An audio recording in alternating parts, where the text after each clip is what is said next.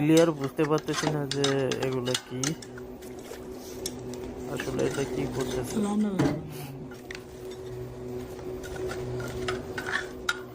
আচ্ছা, ওই পাশে দেখি যে আগুন দিয়ে তাপ দেওয়া হচ্ছে, আর এই সাইডে ঢাকনা দিয়ে ঢেকে দিই।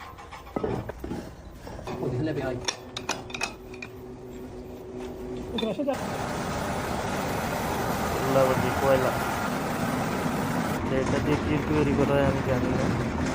এবার দেখি যে আগুন লাগাই দিতে, ওই যে আগুন জ্বলতেছে দেখি পানির মধ্যে। এটা কি, আপনারা যদি কেউ জেনে থাকেন যে এটা কি করতেছে তাহলে কমেন্ট করে জানান।